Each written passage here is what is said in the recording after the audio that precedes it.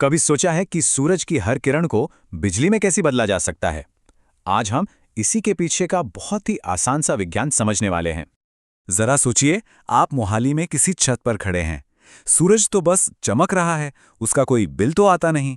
तो फिर आखिर यही धूप लाखों भारतीय घरों के लिए बिजली कैसे बन जाती है?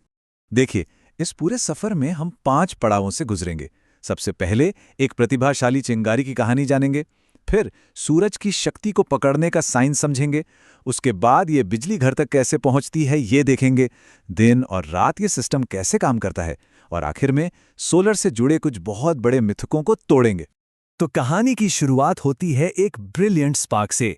चलिए देखते हैं कि कैसे 1800 के दशक की एक छोटी सी खोज आज भारत की मॉडर्न सोलर क्रांति बन गई।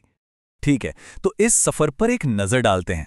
इसकी शुरुआत हुई 1839 में, जब बेकुरेल ने फोटोवोल्टेइक इफेक्ट की खोज की। फिर काफी सालों बाद 1954 में बेल लैब्स ने पहला प्रैक्टिकल सिलिकॉन सोलर सेल बनाया। भारत ने इस दिशा में 1981 में कदम रखा और देखिए 2026 तक हम 150 गीगावाट की सौर क्षमता को भी पार कर चुके हैं। सोचिए, एक फ्रांसीसी वैज्ञानिक की लैब से लेकर भारत के ग्लोबल लीडर बनने तक का ये कितना अविश्वसनीय सफर है। चलिए अब समझते हैं कि ये असल में काम कैसे करता है। अब हम सोलर पैनल के पीछे के विज्ञान को जानेंगे, लेकिन घबराइए नहीं, बिल्कुल आसान भाषा में। तो हर चीज की शुरुआत होती है एक फोटॉन से। अब ये फोटॉन क्या है? ये लाइट एनर्जी का एक छोटा सा पैकेट है। इसे समझने का सबसे आसान तरीका ये है कि इसे आप लाइट की एक अदृश्य यानी इनविजिबल बारिश की बूंद की तरह सोचें। तो ये फोटॉन की बूंदें गिरती कहाँ हैं? ये गिरती हैं सोलार सेल के दिल में, जहाँ सिलिकॉन की 2 बहुत ही खास परतें होती हैं। एक है एन टाइप, जिसके पास समझिए एक्स्ट्रा इलेक्ट्रॉन्स हैं जो बस घूमने के लिए तैयार बैठे हैं, और दूसरी है पी टाइप, जिसमें इलेक्ट्रॉन्स के लिए छेद या खाली जगह है। मतलब एक के पास जरूरत से ज्यादा है और दूसरे को जरूरत है। और असली जादू तब होता है जब ये फोटॉन की बूंद सिलिकॉन से टकराती है। इससे एक इलेक्ट्रॉन अपनी जगह से निकल जाता है। फिर वहां एक तरह का वन वे गेट होता है जो उस इलेक्ट्रॉन को सिर्फ आगे की तरफ धकेलता है, और बस ये सारे इलेक्ट्रॉन एक ही दिशा में बहने लगते हैं, बिल्कुल जैसे पाइप में पानी बहता है। और इलेक्ट्रॉन्स का यही बहाव बिजली का करंट कहलाता है। तो ठीक है, बिजली तो बन गई, लेकिन ये पैनल से निकलकर हमारे घर के स्विच बोर्ड तक कैसे पहुंचती है? चलिए एक नॉर्मल घर में बिजली के इस रास्ते को फॉलो करते हैं।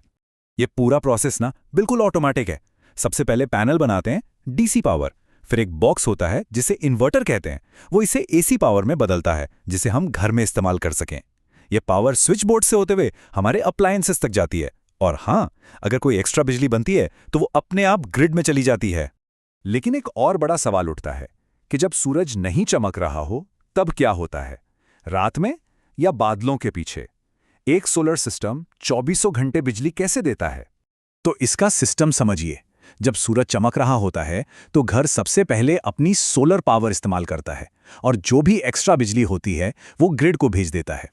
आपका मीटर उल्टा घूमने लगता है, जिससे आपके लिए क्रेडिट्स जमा होते हैं। फिर सूर्यास्त के बाद आपका घर ग्रिड से बिजली लेता है और मीटर सीधा घूमता है उन जमा हुए क्रेडिट्स को इस्तेमाल करते हुए। सच तो यह है कि ग्रिड आपके घर के लिए एक बहुत बड़ी मुफ्त बैटरी की तरह काम करता है। और इसका फाइनल नतीजा क्या हो सकता है? नेट मीटरिंग की वजह से कई परिवारों के लिए बिजली का बिल 0 रुपए हो सकता है। जी हां, सचमुच 0।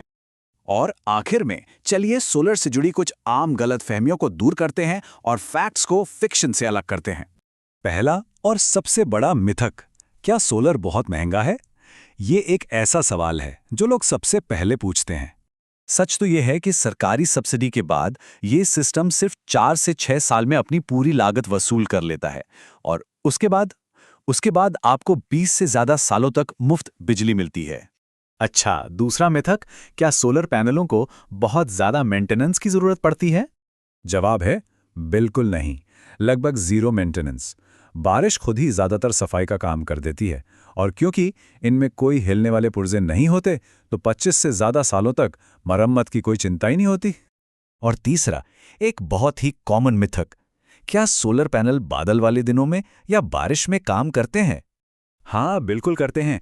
पैनल तब भी डिफ्यूज्ड लाइट से, मतलब फैली हुई रोशनी से, अपनी 30 से 50% तक बिजली पैदा कर सकते हैं। इसका सीधा मतलब है कि मॉनसून के मौसम में भी आपके पैसे बचते हैं। तो सोचिए, जो चीज़ 1839 में एक फ्रांसीसी किशोर के लैब एक्सपेरिमेंट के तौर पर शुरू हुई थी, वो आज 1 करोड़ से भी ज्यादा भारतीय घरों को रोशन कर रही है। ये स्केल और इम्पैक्ट का एक कमाल का उदाहरण है। तो अब जब इसका विज्ञान इतना सरल है, तो फिर ऐसी क्या चीज़ है जो हर छत को एक पावर प्लांट बनने से रोक रही है?